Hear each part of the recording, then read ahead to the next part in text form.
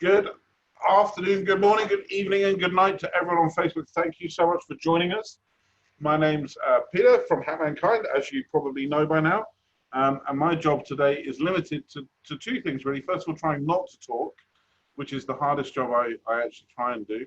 And second is to introduce Jess and Tony. So, Jess, over to you. Thank you so much, Peter. Thanks for tuning in. Thanks for joining. At any time, please feel free to add all your questions, comments, thoughts on the comments below. And let's get started. Today, I have the honor and the privilege of introducing a dear friend, fellow Portuguese, entrepreneur, high-performance life and business strategist, mentor, trainer, and inspirational speaker, and founder of the Get Up and Grow movement and the Tony Talks, Tony Rodrigues.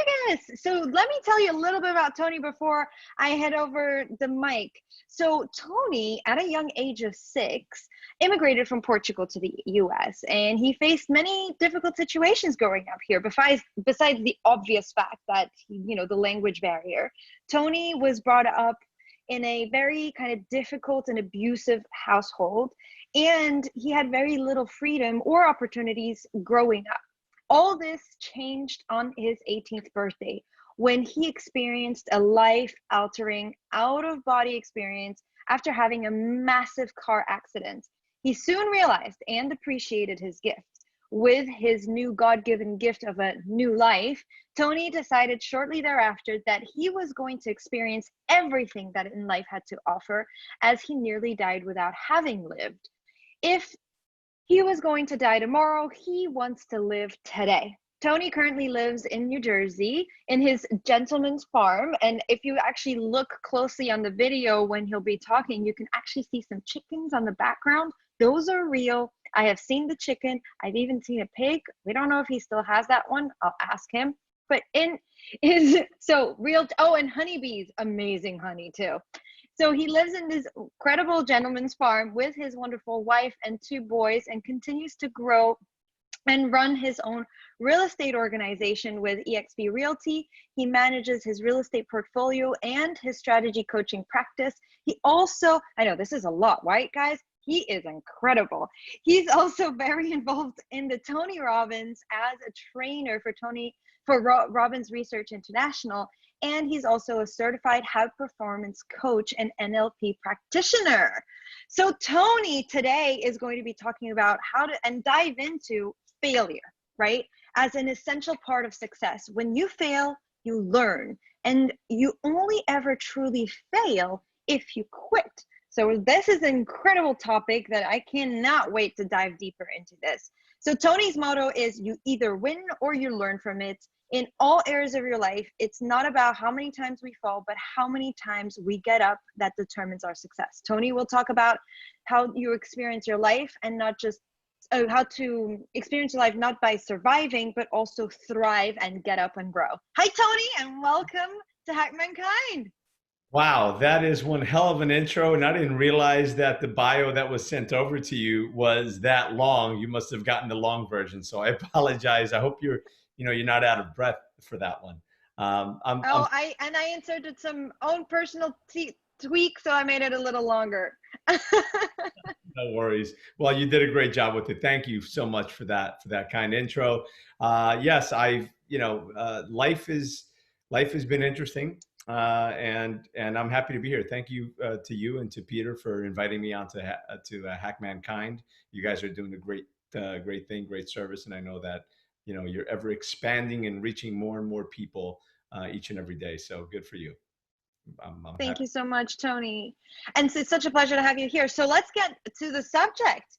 What about failure? I know this can be a little controversial, and I want to go there. Okay. So no holding back. I want to go there because I think right now people need a reality check.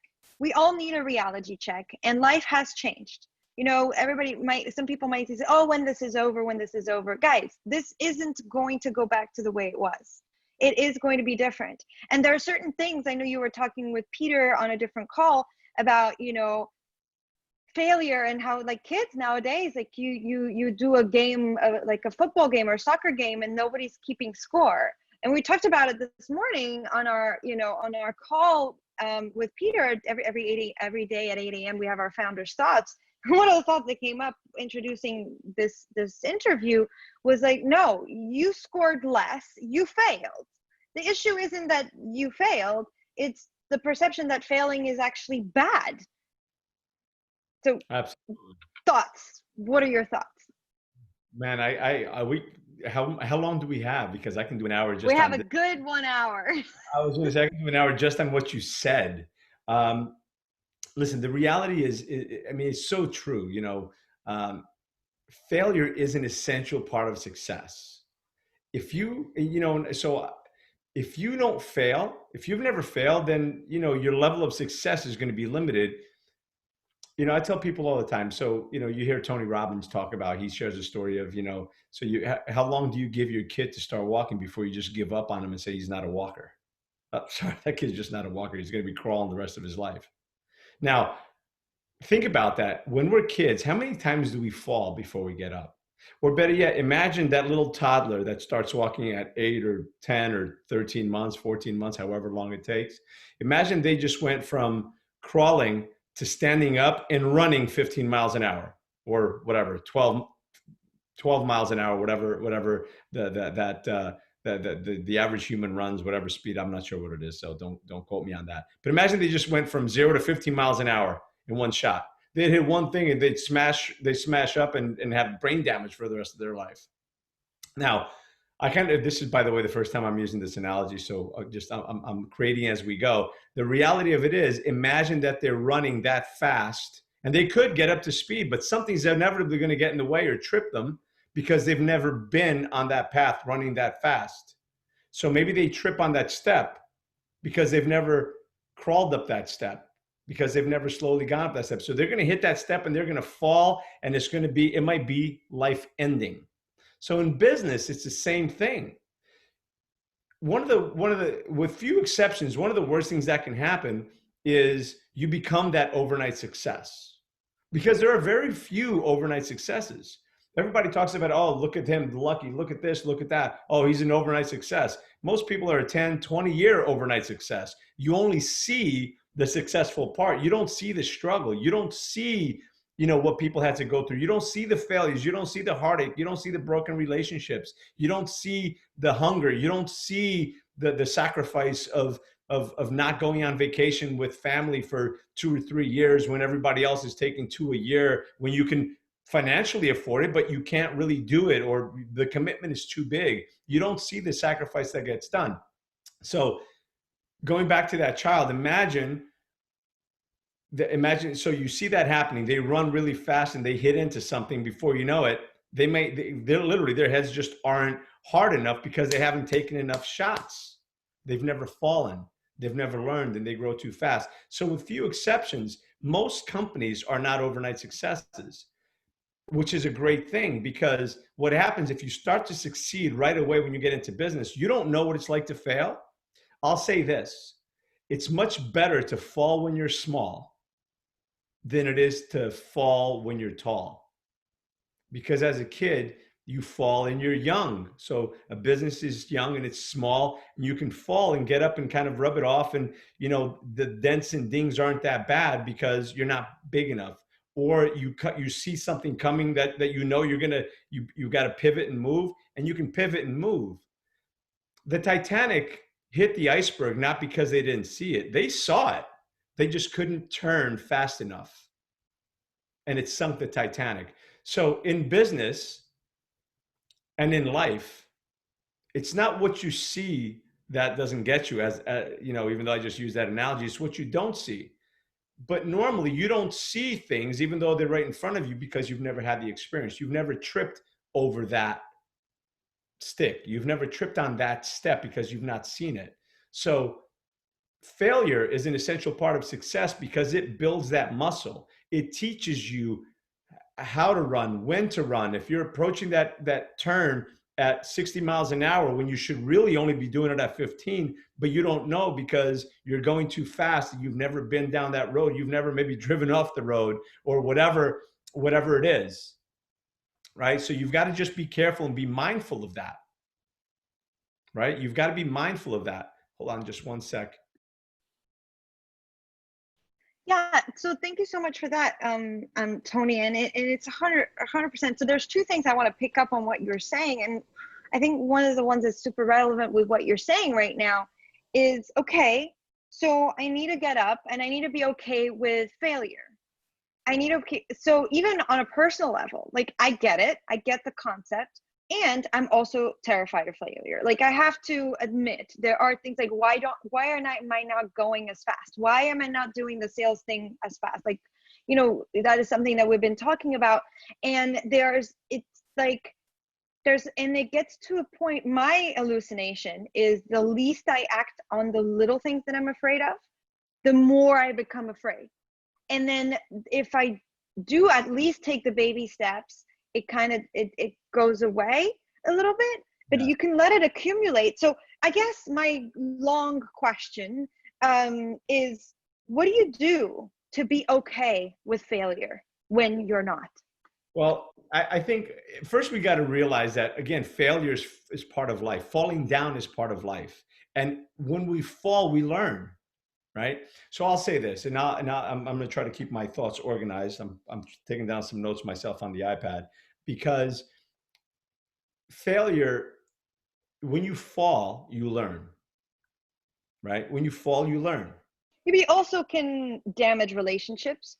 You also have bad consequences. Some consequences can be very painful when we fail. I think that's the one thing that holds a lot of people back. It's saying, like, if I get this wrong, then this and this could happen. If I don't do anything, okay, maybe I won't have the life I want, but at least I'll have this and this. And it's all a construct, because you never know what you have, because look at what's happening right now in the world.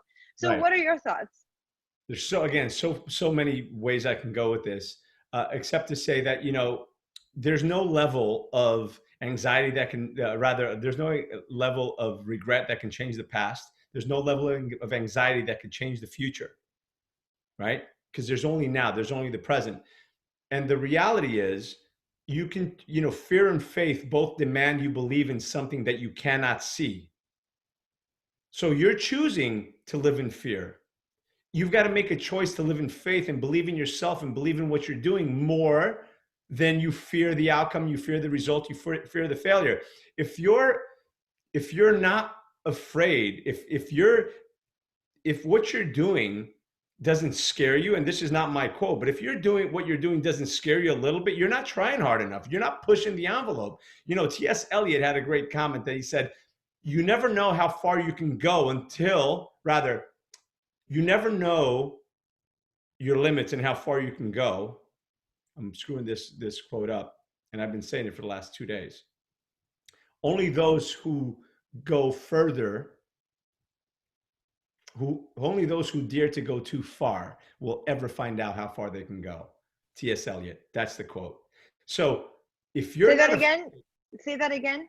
Those who dare to go too far will ever know how far they can go.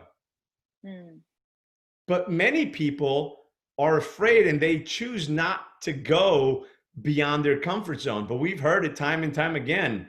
All growth lies outside of your comfort zone. And if whatever you're doing doesn't scare you, you're not trying hard enough.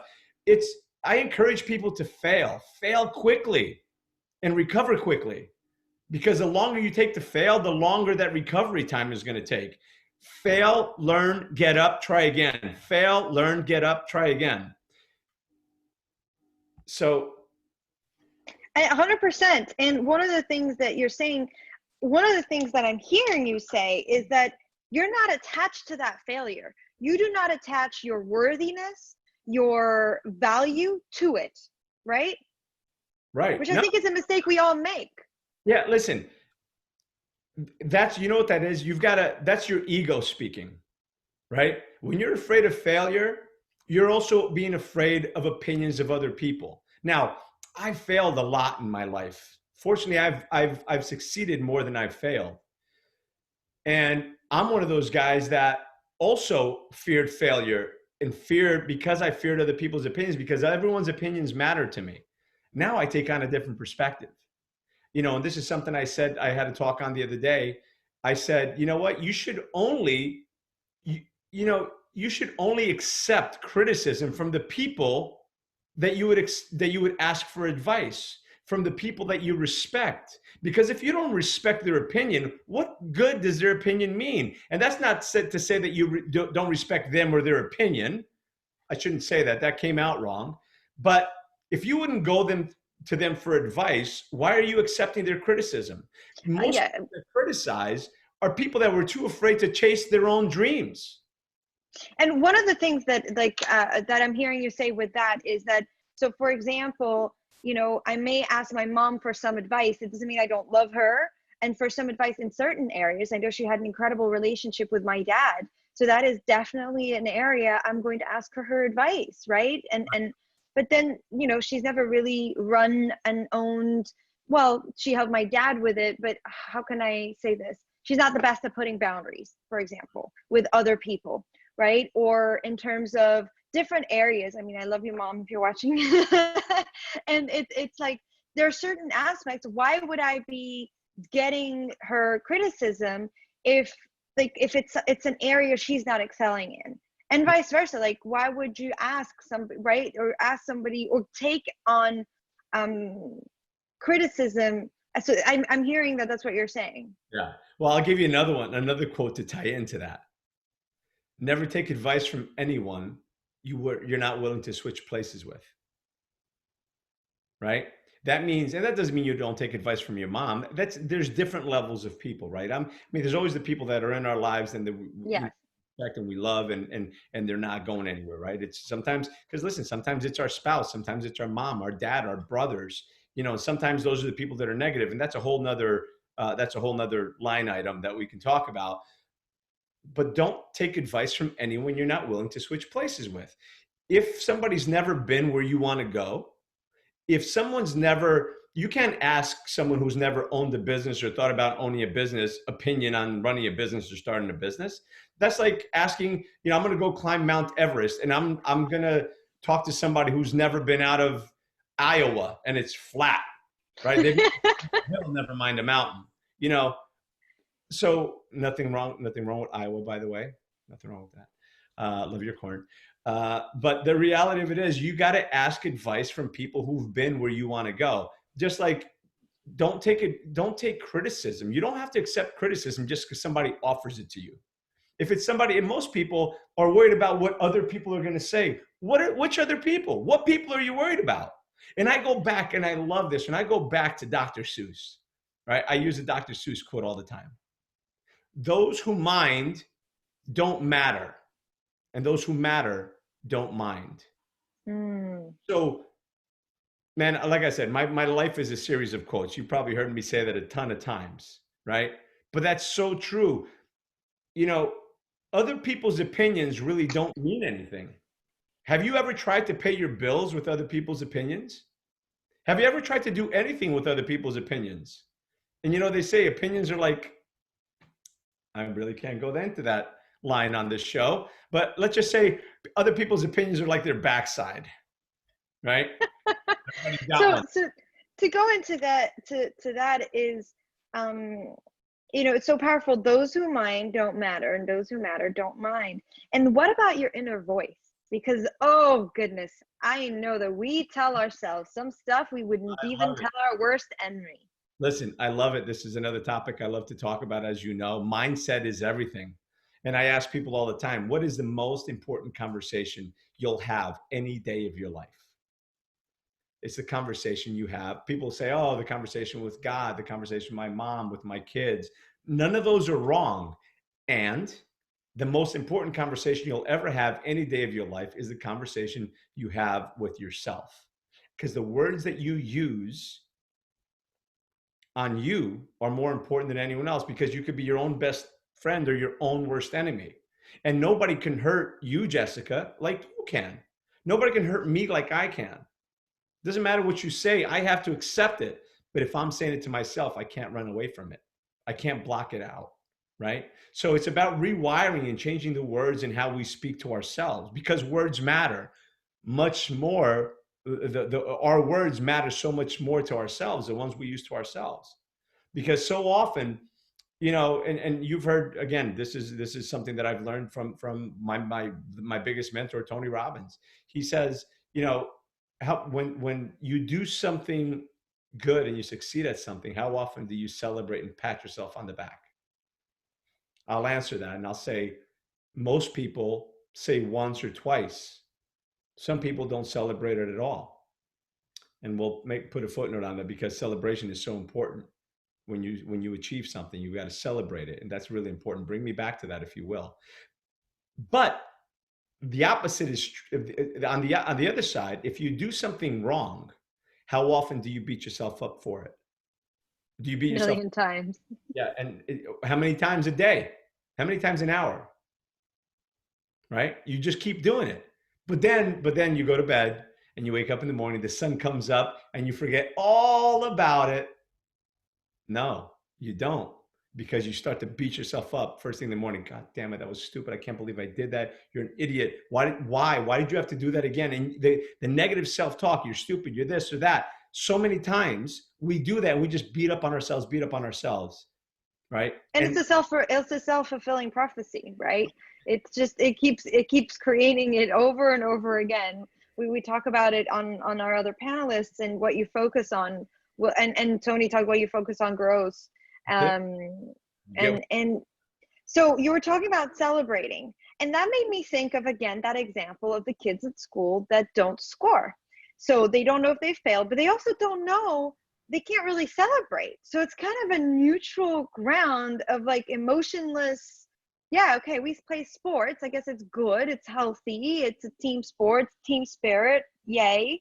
But ultimately there's no learning from not performing to the level of, winning, scoring higher than the other team, therefore building on that and learning and growing. And then there's also not celebrating on reward of actually accomplishing something that goes well. So can you talk a little bit about that? Absolutely. And then, in that vein, then we wonder why we're creating a society of everyone that is entitled, that they're entitled to something. Just because, I was in a race with 13 people and I got the 13th place medal, the participation trophy. Participation trophies and feel-good trophies are what's really been creating this, but really a bit of an epidemic that we're suffering in this country, in many countries, right? A bit of an epidemic of everyone's entitled, feels like there's an entitlement for something. I don't believe anyone's entitled. There's very few things that anyone's entitled to. But you're entitled to what you earn. You're entitled to what you create. You're entitled to get the reward for the work that you put in, right? And so many people get upset for the results they didn't get for the work they didn't put in. Well, you didn't put in the work. You didn't put in the struggle. You didn't put in the effort that the other team that kicked your ass won. Even in younger grades, they don't even keep score, or if they do, and they get to a certain score, they stop the game because they don't want to hurt the feelings of the ones who weren't performing. The reality of it is we're setting a bad precedent. We're telling them it's okay if you don't score. It's okay if you don't do your best. And you're telling the ones that are doing their best that it's not a big deal because, so why do I have to work that hard? Because if I work hard, I don't really get rewarded for it anyway. I think even worse that we were talking about this morning is you are setting a precedent in children's mind, not you, but we are by doing that failure is bad, that it is bad not to win. Therefore, we all have to have these trophies, and that, everything's supposed to be all nice and padded and all that. And if it's not, then we are bad, or it's wrong, or it totally attaches yourself a sense of self-worth. And therefore, I'm sure it's also, I don't want to be morbid, but causes of suicide and no low self-worth. And then what kind of people are we, like children are we raising? Yeah. Well, one of the things I say all the time is, there's that comment that says, what kind of world are we leaving for our children? Yeah, I buy into that. But here's another question. What kind of children are we leaving to our world? Right? What kind of example are we setting for our children? We're setting the example of, it's not okay to fail. And then listen, we can go into, again, this is a bit of an epidemic, not to go too far off track, but why is there so much violence, so many school shootings, so much this, so much that? Because we don't teach our kids early on that it's okay to have conflict. We don't teach them how to deal with conflict. There is no conflict negotiation. Oh, there's a pushing match. Stop. Everybody goes to the principal's office. People are getting written up and this and that. We don't learn how to deal with conflict. There's nothing wrong with getting into a scuffle. Hell, if you've ever had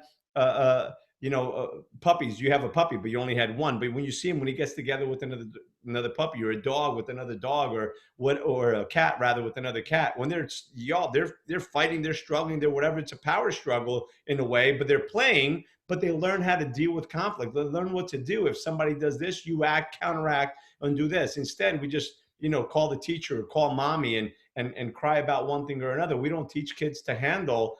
The emotional intelligence is lacking in our society, mostly in our kids. But the reason it's missing in our kids is because many adults don't have it, right? Because they didn't learn it, or they chose not to learn it. So again, we can kind of devolve right into a whole different conversation. But the reality of it is, I think that we need much more personal responsibility. And if you think about as well, the fact that you're not keeping score and failure doesn't matter, then people start a business and they don't have the optics. They don't know. The reality of it is, in business, what gets measured improves. And if you don't measure it, there's no way of it improving, and you're going to wind up paying the price. But it starts as far back as teaching our kids that it's okay and that there's entitlement, and somebody's going to come and bail you out. And if you make a mistake, it's someone else's fault. It's not your fault. No, it's okay. I understand. No, it's not okay. It is your fault. You didn't put in the effort, so you don't get the reward. Right? So it's our responsibility to really leave better kids for our planet. And I know this might be stepping on a couple of toes of people that are watching, but that's okay. I do that all the time. My toes get Well, we're here to dispel and confront fear and misinformation. And one of the things we were talking about even on our panelist with Karen, our children and education panel call, and how there's a whole generation coming into the workforce that are totally unprepared. How would you advise entrepreneurs, business owners, people who are getting these young souls into their businesses who have that entitled mentality? Because it's not like they're children in school right now. They're graduating from college. Right. And they have graduated from college for a couple of years, or even 3-4 years. What's your advice? Like, how do you approach them, or you just give up? Well, you don't give up, but normally, to use an old expression, sometimes you have to have a come to Jesus moment with people, right? And let them know what's expected. First off is you've got to have the rules of engagement. Let them know what's expected. You got to have that employee handbook to know this is what's expected. You're supposed to be here at 9 o'clock, not at 9:45 wearing flip-flops, unless that you've got an open concept like that, which is fine. Some people do. And if you get to work for Google, good on you. But in the rest of the world, that doesn't always work, right? But one thing that I say, and this applies to life, this applies to your personal life, this applies to conversations with friends, conversations with employers, employees, conversations with anyone with the pulse. Listen, this applies to your relationship with your dog. Seriously. Okay, tell me a little more about that. I'm gonna say it right now, and this is part of what Tony Robbins says. In life, and I'm gonna break this down, and then I'll break it apart. In life, you don't get what you deserve. In life, you get what you tolerate. And if you tolerate, for example, we'll start with your dog. If you tolerate him chewing your shoes and not doing anything, your shoes are going to be a chew toy. Yeah. You tolerate your dog taking the dump in the kitchen and you don't do anything about it, then that's going to be his bathroom. If you tolerate somebody treating you like crap, then that's what you're going to get. If you tolerate somebody coming in late every single day, that's what you're going to get. If you tolerate mediocrity, that's all you're going to get, because you've got to raise the standards for what you expect from people. And so in many cases, we've got to raise our own standards, because we're constantly training people how to treat us based on the standards we set for ourselves.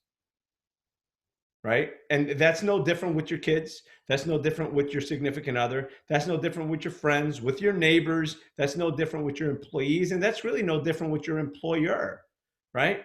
Because listen, it's not always the employee that's wrong. Sometimes it's the employer, right? But the standards you set for yourself is going to be the level you're training people how to deal with you, right? You're training your dog how to deal with you. You're either, put it this way, in life, you're either going to be training people how to train you or teaching people how to train you, or they're training you how you're going to be treated, right? Like, just like your puppy. If you're not training him to do what you want, he's training you to accept what it is that he does. Yeah, and I could totally see it. Certain things, like he's the cutest, and he knows the like playtime. When it's like not playtime and I'm working and he brings all his toys, I usually give in, and I can be on the computer and just holding the tug and that totally, like, he plays into that. There are certain things that you're like, okay, and you give in and you're conscious and it's all right, like playfulness, playtime. But it's true, like the whole, I love that analogy, I really do, because it's so simple to think of it as training a dog, especially for dog owners. Like, I mean, there is no way he's going to the bathroom inside, even when he's sick. Like, he like howls, barks, he makes sure I know that I need to take him outside, and I do, even if it's 3 o'clock in the morning. Like, he is, and it's like, it's like you get what you tolerate. And it's sometimes it's very easy to forget with other people and even with ourselves, our own behavior. Absolutely. Again, you've been to my house for dinner. I have a dog and the dog runs loose. He's always around. And when you were having dinner, did the dog ever once come up to you and ask for food? No. Right. Well, that's because he was trained not to do that. Because if not, he'd be there all the time, or he'd be annoying all the time. And the cats would be on the table. Even my cats are trained to a certain extent, because cats are like, not easy to train. Right. But the reality, even your chickens, I see them running around in the background. I said we were going to talk about the chickens. Walking around, I didn't train him well enough to know that I'm on camera here. Don't walk around back there. But it's all good. It's all good. It's nice. It's family time. And I love the chickens. The chickens stay on property. They don't run away. No, unless if they run away, they're running away with a fox or a hawk, and it's not usually by choice. Oh my goodness. One of the things that you mentioned, Tony, that I'd love you to touch base on again, because I thought it was so powerful, is no level of regret will change yesterday, and no level of anxiety will change tomorrow. Yeah, it's true. Think about it. So many people, one of the comments, one of the quotes that I made a couple of years ago, and I don't think I'd ever heard it, so I'm going to claim it for my own, is, in life, you can't grab a bull by the horns if you still have one hand holding his tail, right? What's going to happen? You're going to fall off the damn bull. You're going to fall off. You're never going to be able to move forward completely, full force, if you're still holding on to the past, right? And so many people do that. They want to hold on to the past and even try to live there, but you can't live there. Eckhart Tolle talks about the power of now, and there is only now. Matter of fact, what I just said is in the past, and what I just said now is also in the past. There is only now, right? So the past is in the back. It's like we're looking in the rearview mirror. We've heard the analogy: you can't drive forward looking in the rearview mirror, otherwise you're going to crash. The past is a place you look at for reference. The past maybe is somewhere you go to find inspiration, right? To learn from. And the future is where you're going. And we create the future. So many times, I think I heard Tony Robbins say this, so many people are just managers of their life. And again, there's nothing wrong with just being a manager of your life if you just want to exist. There's nothing wrong with that, right? But we're also the creators of our life. We have the power to create and attract into our lives and make things happen that we want, if we don't stand back and just let life happen. So many people they're kind of, victims, because they're victims of life. Whatever happens, happens. They kind of go with the flow. And don't get me wrong, at times you do have to go with the flow. Sometimes it's good to just take a break and go with the flow and go down river. But if that's how you live your life, remember that only dead fish go with the flow, right? Only dead fish go with the flow. So you're in control. You don't have to go with the flow. You can hang on to the river edge. You can hang on to a bridge. You can come out of the river. Right? The choices we make today are going to create the future we're going to have tomorrow. So it's up to us whether we choose to try to live in the past, which is impossible, or we grab onto tomorrow. We grab onto the dreams that we want. We chase those dreams down. One of the lines I love to say kind of freaks people out. I said, whoever said this to follow your dreams is full of shit. Why are you going to follow your dreams? That's pointless. Follow your dreams. What are you, a stalker? You're going to follow your dreams? If you follow your dreams, you might as well stay asleep and keep dreaming. You've got to chase your dreams down. You got to hunt them down. You got to catch them and make them yours. Following your dreams is not going to allow you to catch them. It's like they're always just out of your reach. I'm following him. He's just out of my reach. Right? So I'm not a big believer in follow your dreams. It's a thing about chasing your dreams and making them yours. Right?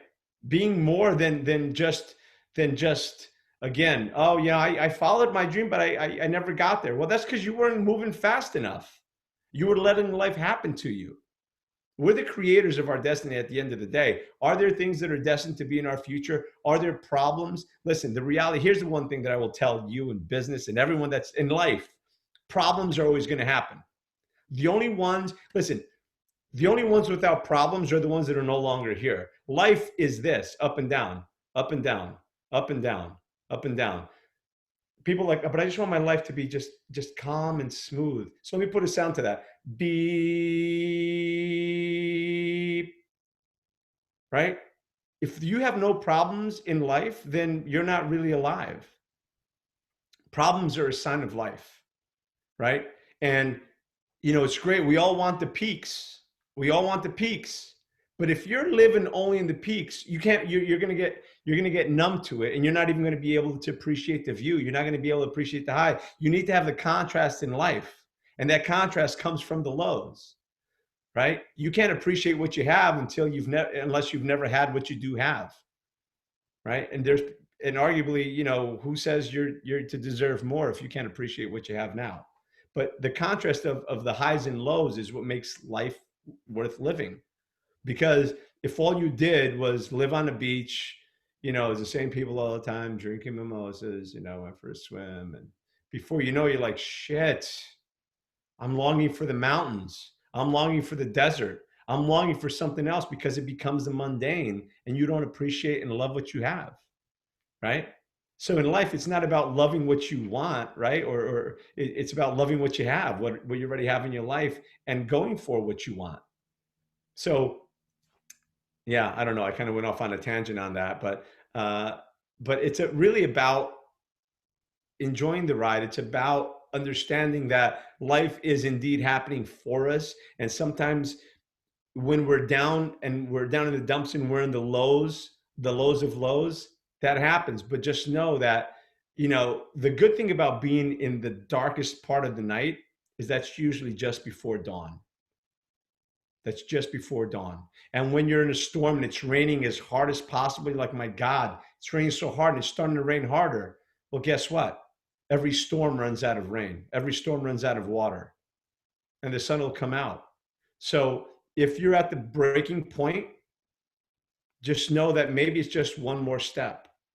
Because most people quit just before their breakthrough. And you don't know how close you are if you're going to quit.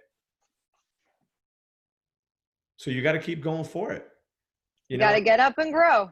That's it. You got to get up and grow. And people say, but I don't know. I don't have it in me. How, one of my favorite quotes from Bob Marley is, you never know how strong you are until being strong is the only choice you have. Right? So just keep moving forward. If you want it bad enough, keep going. You're tired of starting over? Stop quitting. Stop quitting and keep going after what it is that you want. Stop listening to the naysayers. Stop listening to the people that are the fear mongers. Stop listening to the people that never got off their ass to do anything in their life. Stop listening to the people that are just settling for what they have. Unless you want to settle for what you have, and that's fine. That's why the circle that we have in our lives, the people that we have in our lives, are so important. Growing up, I and many of us heard, birds of a feather flock together. You lay down with dogs and you get fleas. The new catchphrase is, you become the average of the 5 people you spend the most time with. And I believe it. And I agree with it. I may change my mind to say the 6 people, right? Because I equate it to like watching your 6, watching your back.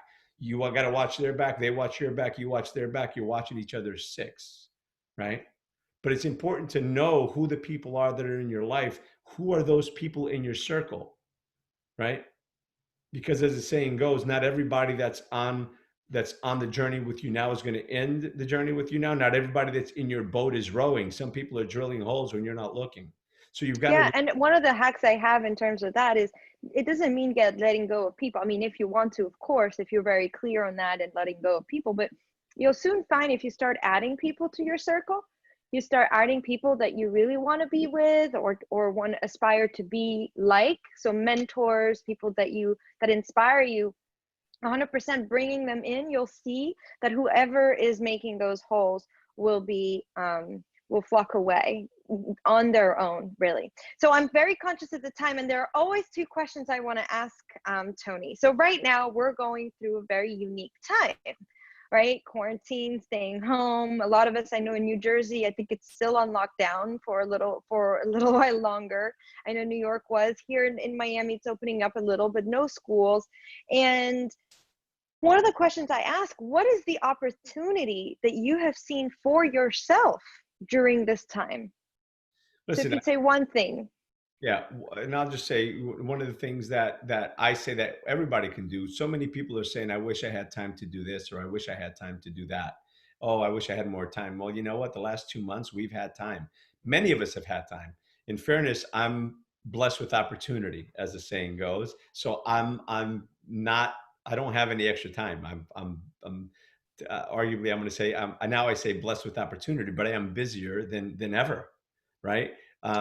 So I've obviously expanded my Tony Talk show that I was doing once a week. I do it now 6 days a week. So we just celebrated 100 episodes yesterday, and I've got and that really, and I've been able to do more with Get Up and Grow and Tony Talks.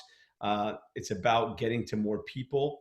And it's really about my growing myself, right? What can I learn? How can I improve? How can I be an even better leader? How can I be an even better strategist? How can I be even more of an impact and influencer? Because we are all influencers, and I'm not going to go into that whole influence conversation because that's going to take another 5 minutes, but we're all influencers, and it starts with us. So we influence ourselves every day with the words and the conversation that we have, which I didn't get to finish the situation of the conversation. So I'm just going to touch on that now for a second and remind everyone to be kind to themselves, because you can speak love and life into yourself. You can speak kindly to yourself and change the way you speak by changing the voices in your head, by superimposing what it is that you want over that old cassette tape. You may not be old enough to remember cassettes, or maybe you I remember. am. I'm younger. You think I'm younger than I am. Well, you are. You're like 17. Um, so, you used to be able to take a cassette and re-record over it. Well, when you re-record over it, it doesn't matter how hard you try, you can't play the old music that was on it, right? So the idea is to scramble your language, to go into Tonyism, right? Scramble your language, but it's really about superimposing the words that you want to say. So you can empower yourself by just by the words that you use, and the 2 most important words in any language, the 2 most powerful words in any language: I am, eu sou, je suis, yo soy. The 2 most powerful words in any language is I am, because what you put after those words, what follows I am follows you. If you say I am weak, then you're weak. I am afraid, then you fall into fear. I am powerless, then you lose your power. I am angry, well, you get angrier, right? If you say I am love, you feel more love. I am hope, you feel more hope. I am courage. I am strength. I am passion. I am compassion. I am determination. I am discipline. What is it that you want? You can feed yourself. I am beautiful. I am compassion. Whatever it is, whatever words you long to hear from someone else, you can speak into yourself. And I talk about mirror exercise. I would encourage people to do that, to have a conversation with yourself in the mirror and say to yourself, I appreciate you. I love you. I'm proud of you. I believe in you. And then put that together with the I am statements whenever you need that strength, whenever you need that courage, When you're driving to a meeting, you say, I am a badass. I am a master communicator. I am a deal maker and a heartbreaker, whatever the heck you want to say, right? Speak love and life into yourself, because the words you say mean a lot. So going back to that, sorry, I got sidetracked, but that was a loop that we left open before. Uh, what I've Yeah, been so doing, yeah, I've what been, have you been doing right now? Like if you'd have to pick one, because I know there's many, as you say, you're busier than ever, or you've got so many opportunities, and I totally feel you. I totally concur. What would be one of the things that you maybe weren't doing that you've taken on, or you've shifted or seen as an opportunity for yourself during this time? um, to me, it's been creating more of an impact, to reaching more people and changing more lives and impacting. I don't know, changing more lives. I don't change them. I influence people to do that. Or I'm not that I do that. I am maybe a conduit. I am a way of I've been the information that I share and the people that I've been able to bring to the table, to the show. And I guess the show would be one of probably the biggest ones, because I've been doing it every day, and I've been able to get access to a lot of my friends that while I, not to say that I wouldn't have been able to get him before, but it's hard to get Joseph when he's in Japan, and it's 24-hour difference, and trying to schedule that around an event that he's speaking on. It's hard to get Master Co if he's, traveling around the world. It's hard to logistically get people. Right now, it's a lot easier to get to people. And it's a lot easier to communicate. It's a lot easier to reach out. So I've been encouraging people to reach out to the people that you want to reach out, whether it's in business, in personal life, you want to mend some relationships, mend some fences, replace some fences, whatever it is you do, now's the opportunity. So one of the things that I've really been working at is, the Tony Talks show, again, with 100 episodes already, can't believe it.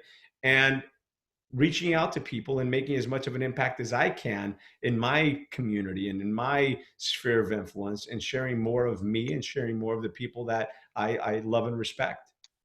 Amazing. And I'd love to get more information on that, and then how people can reach you. But before we go there, I'd love to ask my second question that I like to ask on all these calls is, so you see a lot of shifts in humanity. So I was just in New York, as you know, I lived in New York before, and at 7 p.m. every night, we'd have everybody like clanging the pots and pans at 7 p.m. to thank the health workers. There are places around the world that have taken out their homeless people off the streets and put them into shelters. And what happens after? Like, does everybody get kicked back on the street? Do people start crossing and not, like, crossing healthcare workers and not saying anything or not caring? Or like the whole point of one of the missions that we have at Hack Mankind is really dispel fear, misinformation, and we're trying to, open up the spirits and the minds that there is something else. There is more opportunity, there is hope, there is, and really confront that fear and confront that misinformation. And so we'd love to hear, what are your thoughts on, what is the one thing that you hope humanity, that mankind gets out of this? Fascinating question. If you have to pick one. Yeah, fascinating question. As you know, my wife is a nurse, so we're kind of dealing with that on a regular basis.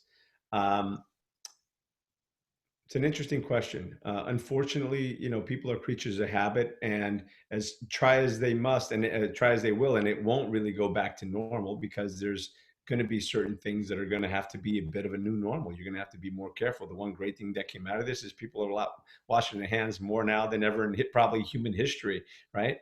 So that's a good thing. The thing that isn't good is that that we're social beings, so that close contact is going to be more of a challenge. Going forward.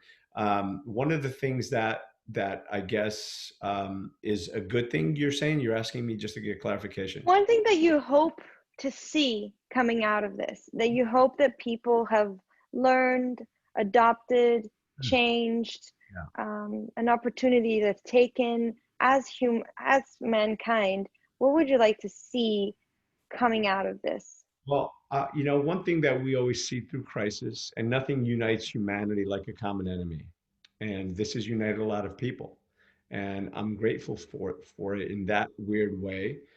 People have been more compassionate and more willing to help each other. I hope that people just remember that, and that it isn't only in times of severe need that people are in need. So I hope that people stay with that compassion, and continue to help those who can't help themselves. I also believe that people now are not taking for granted like they did before, teachers for sure, because having to homeschool kids, the first week it was funny where everybody's like, oh, I've already expelled my kids. There's detention for, tomorrow, the whole day's in detention and whatever else. We have a new appreciation for our teachers, and we certainly have a new appreciation for our nurses specifically. Both careers, which I believe are very underpaid, as much as I sometimes speak against the system and the boards of education, because I think that it is a bloated monster. It is not the teacher that's the problem. It's administrators that wind up taking too much, and they're the unfortunately the beasts at the top are always eating too much, and the people that are actually doing the work aren't compensated nearly as much. And I think that it's the same thing with nurses. There's a new appreciation for our healthcare professionals, nurses specifically, and I'm going to say even doctors, because I've got a lot of friends that are doctors, and while they're not doing financially as well as they used to, because while the prices have gone up, right, for medical care and everything else, the doctors are actually making less money by virtues of insurances being higher, and the hospitals in this case are like the Board of Education. They're the bloated animals. They're the beasts at the top that they have their administrators making $1 million a year, $2 million a year, whatever it is. And then the people that are boots on the ground doing the work, the nurses that are actually doing the work much more than the doctors. No disrespect to doctors. Like I said, I have so many friends that are doctors and I love them dearly. But the nurses are the ones that are boots on the ground. Just like it's not the administrators in the school. It's not the guys sitting at the Board of Ed. At the very least, it's like the principal, the vice principal, and the teachers. They're the ones that are hands-on, boots on the ground. They're the ones that should be better compensated. And we need to kind of get rid of the bloat in the system. And that goes for both our state, our county governments, state governments, the government in general, the United States and in England and Portugal and everyone else. Those systems need to tighten up. To answer, to touch on the question that I did speak with Peter about this, about, we've taken homeless people off the street, and that's beautiful. And that's great, but it's really not sustainable. You can't overtax the hell out of people that are actually working to give money to the people that aren't. So I think I'm a big believer in teaching. I'm a big believer in giving a man a fish for 1 day, 2 days. But then after that, I'm like, here's a fishing pole. I'm going to go teach your ass to fish. Right? We need to teach the man to fish, the woman to fish, and to fend for themselves. And obviously, there's always going to be that portion of society that can't, because they're handicapped, because they actually have physical, mental, whatever things that they can't provide for themselves, or they're sick and elderly. Those we absolutely should take care of. But I'm not a fan of subsidizing and taking care of able-bodied age work appropriate people, and overtaxing those that do to take care of those that don't. Yes, it's time to get up and grow and step up. Thank you so much, Tony. No, this has been. Yeah, no, I'll just wrap up with this and say that in life, it isn't about how many times we fall. It's about getting up after every fall, right? Because it is about, it's in falling down that we learn. It's in getting up that we grow. And we all have to get up and grow. Most people just get up and go. And when they do that, they just keep going through what they go through. And you have to grow through what you go through so that you can get up and grow and live that happier life. And I just encourage everybody to remember that criticism is a tax you pay for success. So if you're not ready to accept criticism, you're not really ready to accept success. So fail forward, fail quickly, recover faster, and go out and change the world, make an impact. Amazing. Thank you so much, Tony. So how can people reach out to you and stay in touch with you? Where should we direct them? So on Instagram, you can find me at Tony Rodrigues with an S, Tony Rodrigues 2.0, because I'm at least on my second life since my 18th birthday. I'd venture to say maybe third, but Tony Rodrigues 2.0. You can also go to getupthengrow.com, even though I think you're just going to hit a landing page right now that we're working on the website. So getupthengrow. On YouTube, we are at youtube.com/C/get-up-N-grow. Again, all of our episodes are loaded there. And certainly on Facebook, if you type in my name, Tony Rodrigues with an S, and Get Up and Grow, you'll find us there as well. So thank you for having me on. I really appreciate it. I love you. I appreciate you and what you're doing in the world. And Peter, thanks for having me on and this platform that that shares the same mission that I have to shed a little bit of light in the world and to share people that are sharing a message of positivity and inspiration, because we can. Every one of us has the power to make a difference because we can influence, even if it's just one person at a time. Thank you so much, Tony. I really appreciate you being here. Always such a pleasure. Please send a lot my love to your wonderful wife and kids and the 2 dogs and all the chickens. I really appreciate it. I miss being close by. Thank you so much for being here today. Thank you for all what you're doing. I love listening to your interviews as well. And it's true, our missions are so entangled together. I appreciate you. Love you. Thank you so much. Take care, everybody. Final thoughts? Yeah, final thought. If I can make a shameless plug, I have a really inspirational person today, a blind Olympian. And I usually don't even introduce him that way, but today at 6 o'clock, Enemed is going to be joining us. He's amazing. His story of what took him from where he was to where he got, inspirational. Join us because, again, it's about growing through what you go through. Amazing. And that'll be on Facebook, on Get Up and Grow page? On YouTube. On YouTube too. Fantastic. Thank you so much, Tony. Take care, everybody. Thank you, Peter, for being here. Thank you for all our VIPs on the backstage and you watching and tuning in on Facebook. We will see you very soon. First thing tomorrow morning, 8 a.m. We will be there with our founder's thoughts. Take care, Tony. Bye. Yeah.